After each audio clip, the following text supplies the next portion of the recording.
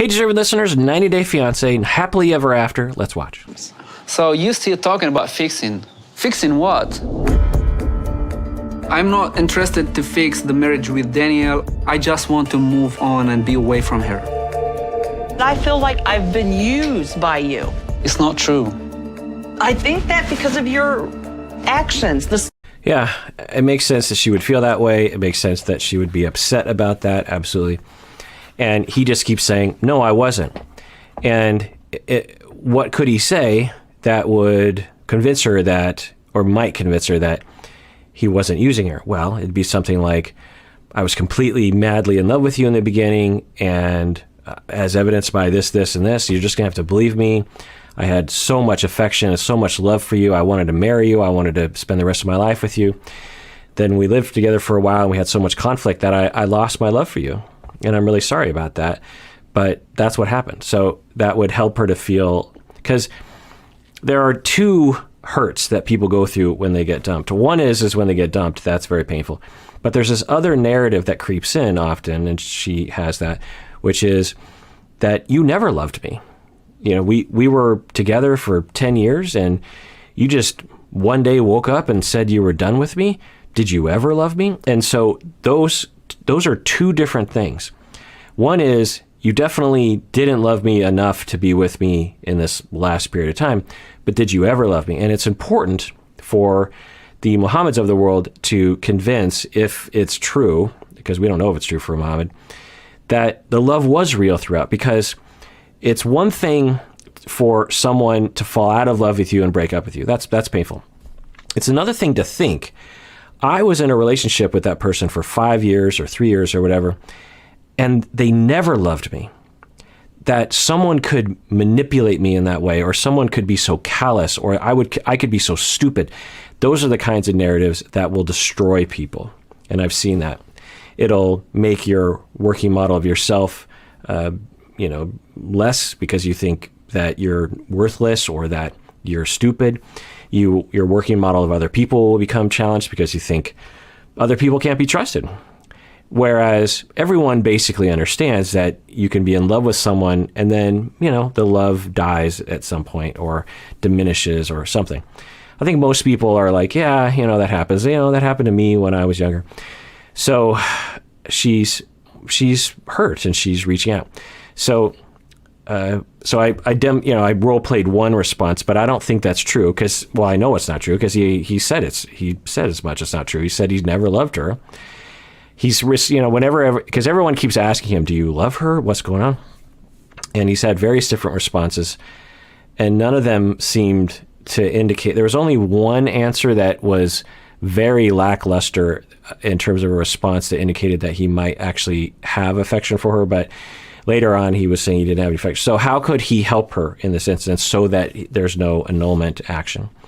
He could say something like, well, I thought getting married to you would give me two things. One is a long-lasting companionship, and two, I'd get to be in the States. I did want to come to the States. That was a motivation, but I also thought that you and I could fall in love and that we could be together forever. I'll admit that in the beginning, I think you liked me more than I liked you, but I definitely thought maybe things would grow with you. But when I got here and I thought, well, maybe it'll work, and then we got married and I tried to make it work and it just didn't work. And I'm really sorry about that. Something like that. Let's see what he says. That you left the house. Because the way that you acted before, every single time I tried to leave, it's so embarrassing. Locking me in the bedroom? That wasn't locking you in the bedroom. Yeah, locking me. No. Why you don't let me leave? I'm not in the present. Don't try to force me to be with you. Yikes. So now he's saying that he was locked in the bedroom, and she is refuting that but smiling.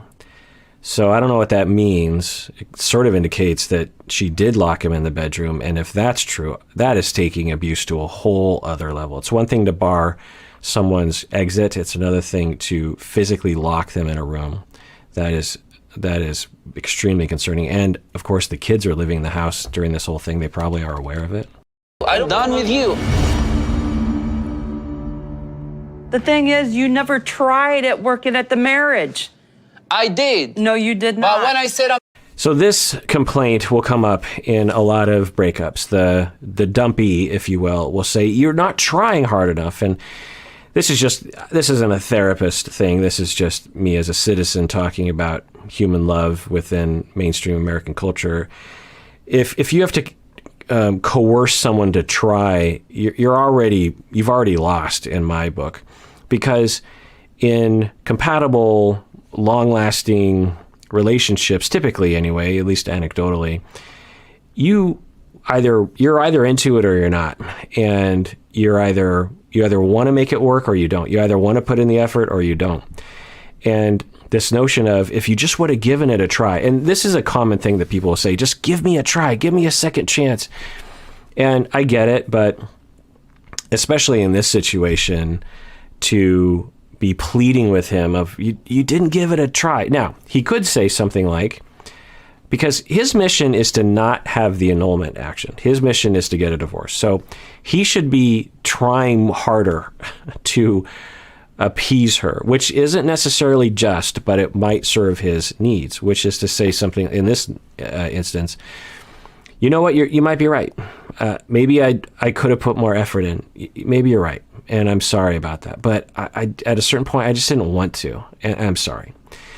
So, some effort along those lines might help him get what he wants, which is a divorce. Do not lie.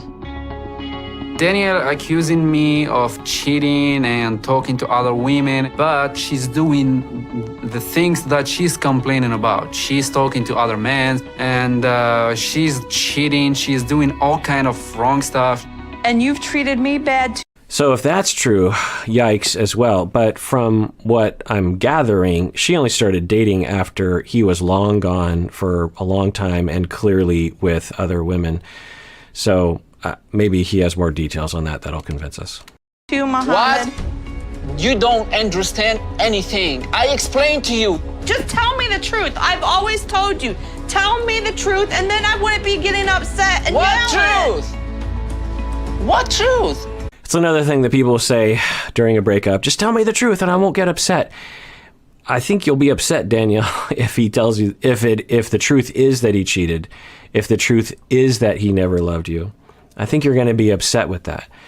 And when I work with clients in Danielle's position, I will, because they'll say, I want answers, and I'll say, okay, let's role play that, I'll be him, and okay, I'll answer those questions, or we'll just hypothetically come up with the answers. How do you think you'll feel? And the answer usually is, well, the same. There's this fantasy that if I have answers, I'll feel better, but often that's not the case. You might have a little bit of curiosity satisfied, and maybe a narrative in your mind will feel more solid, because at this point she's like, which narrative is it? And so sometimes it's helpful to have a narrative, and he could help with that by actually being more descriptive about himself. But I think she's on a fool's errand to soothe herself through answering questions. Tell me the truth. Ask me a good question that I can. Guys. Tell me the truth. Hey. I'd like to sit between the two of you guys, and I just want to see if I can talk to you guys and maybe sort some stuff out. Great. They have a friend who is going to help them. Now, one of them said that he was a marriage counselor, was he a professional or was it more of a peer support thing? I don't know, but let's see how he does. Okay.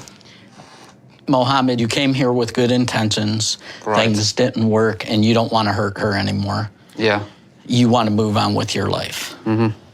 And Danielle, Okay, good. He's going for the important bits. Now, what I would do if I were him is try to make Mohamed convince her of that fact, that he did come here on good intentions, because it's not very convincing to me, let alone Danielle. And I think that would help. If Danielle thought, oh, he did originally like me in the beginning, I think that might help her. I swear to God, I didn't use you. I'm not trying to use you for anything. And when we get divorced, if I stay here in the States, we can be friends. Here we go, crying again. Callous. Yeah, you came to the States. She is clearly still in love with you, and she's hurt and she's crying. This should be the moment that you should provide some empathy, because one, it's justified, and two, it might help smooth over this issue to help her to just get the divorce. So she starts to cry, and his contempt is so high. Now, you could also argue that her abuse of him was so severe that he has no empathy anymore for her. I need to start admitting to myself that he didn't love me. It was all about the green card. Please, get over it. Get over it. Yikes. So I don't know the level of abuse that she perpetrated on him. I don't know the level of abuse he perpetrated on her. We're getting very spotty descriptions of their conflict and their relationship behind the scenes. So I don't know. But I guess I'm taking a guess that if I knew everything that was happening, that some empathy from him in this moment would be justified, and vice versa. Okay. Okay? All right. Be safe. All right, some care. It's nice to see. Nice to see that they can care about each other through this difficult time. I think Danielle is trying to make this process take as long as it can, because it's her last chance. When it's over and the divorce is finalized, I will be able to move on and be away from her. Yeah, I think that accusation is 100% accurate. She has said as much, that she is using the annulment as a tool to coerce him to stay in a relationship with her, or at the very least to talk with him so that she can get answers. So yeah, it's interesting.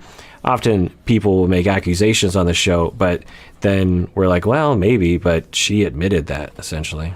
Hey, deserving listeners, as y'all know, I am constantly recommending that people go to therapy. We all need therapy from time to time.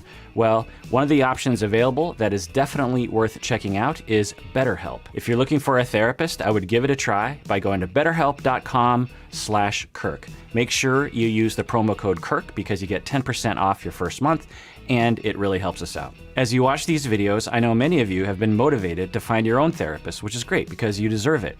And I know also that it can be hard to find a good fit, find the right one for you.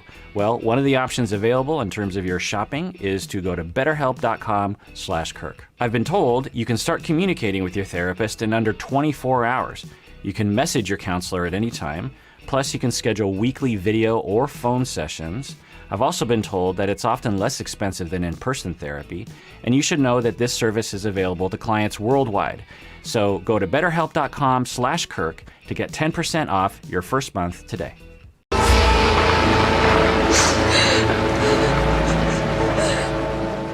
I'm nervous, thinking about how I'm gonna move on, not having him in my life.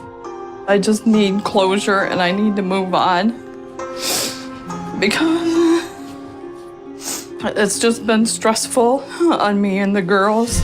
Yeah, makes total sense. I hope she has someone to talk to about this.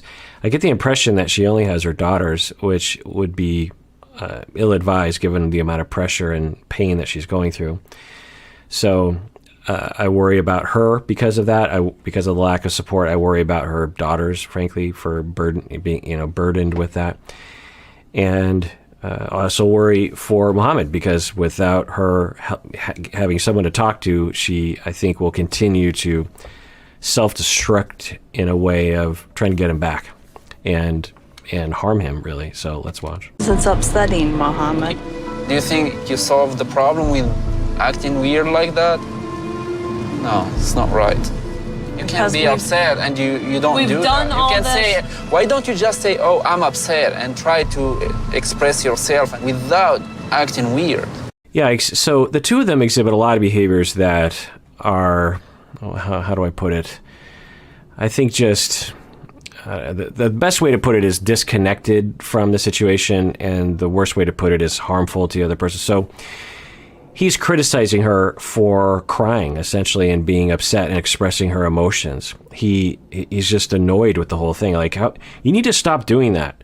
I'm divorcing you, and I'm leaving you, and I know that we're married, and I need you to not be emotional. I need you to just say words and no overt demonstrations of emotion. I need you to not have emotion. And what's the point in that? How does her emotions harm him? I don't understand.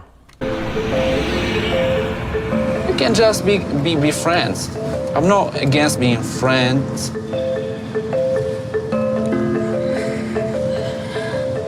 She's crying like always.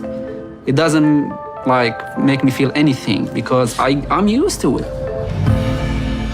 Okay, I guess when you have tremendous contempt or you're really done with someone, seeing them cry, well, I guess sometimes make us feel like, I don't really care about that. But on the other hand, don't you have a heart on some level? Again, if she has been tremendously abusive to him, then maybe he's like, she doesn't deserve my empathy. But I don't know. I think that she has admitted to abusive behavior, but I think that if we were there and saw everything that happened, I'm guessing that he probably should be allowed. He should allow himself. So there are three possibilities. One is that she has treated him so bad, and if we saw what happened, that he has cut himself off from empathy. That's possible, absolutely. Another possibility is that he's not allowing himself to feel empathy because he's done with the relationship. He doesn't want to. The third possibility is he lacks the ability to have empathy for her, which I don't know which one of these three it is. There's other hypotheses as well. And really, we see evidence for all three. I can't determine which one it is. In the comments, let me know what you think, because I am genuinely curious what you think about that, what your take is on that question. I pulled the annulment like Mohamed wanted me to, and I'm hoping that he will keep his word and have a friendship with me. I feel that pulling the annulment can be a mistake because with it gone, he don't have nothing to come back to Ohio for. So good, I think. I mean, I don't have necessarily a huge opinion about the annulment, but I think it will be best for her to just put it behind her. So that's good that she pulled that, I think, for her sake. But then again, she's saying, well, I'm worried that without this hanging over his head, he won't have any reason to come back to Ohio. So I think she's still holding out, which isn't abnormal. It's totally normal that when you're dumped and you're still in love and you're still infatuated, that you just will do anything almost to get that person to be with you again. So, but she's letting go of it, which is, I think, a good thing for her. Keep the crazy drama away from my life. Don't try to tell me about what's going on social media, and you try to hurt me a lot. And you said so many bad things, like mean things about me, but they've referred to this a few times, the drama on social media. I don't know what they're talking about, and I'm sure some of you do know what they're talking about.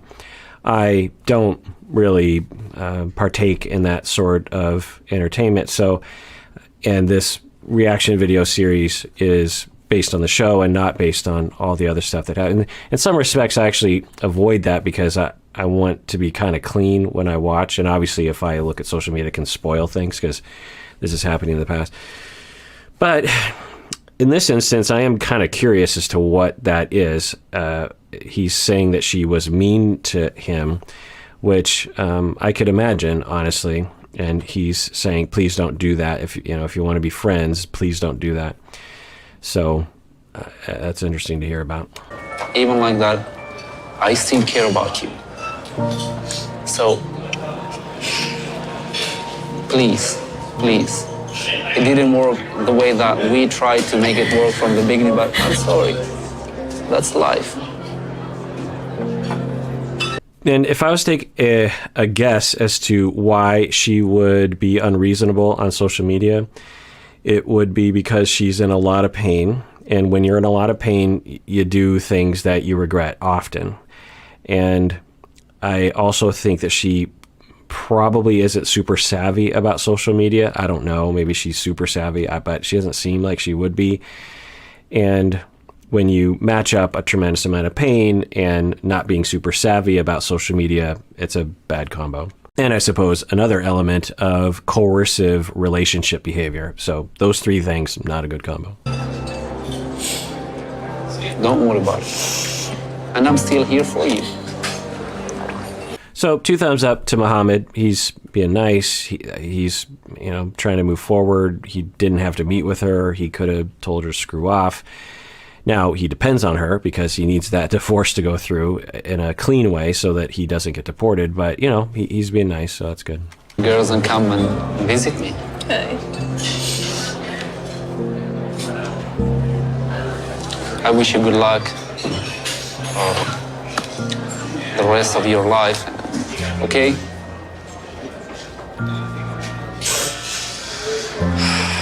I will say that on this show, we don't usually get to see good breakups, or at least good conversations within a breakup.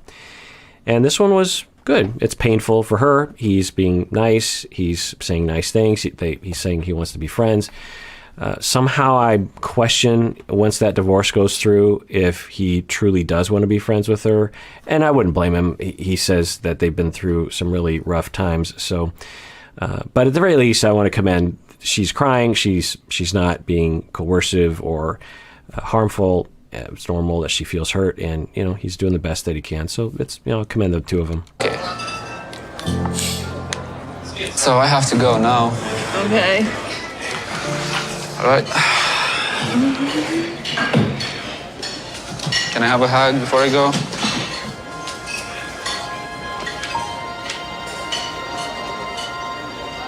I don't know what was going on behind the scenes, but my heart does break for Danielle. I think she genuinely loves him and is infatuated with him and really does not want him to leave. And so it's just sad to see someone go through that, for sure. I still want to be a part of his life. I'd want a friendship with him. I do still love Mohamed.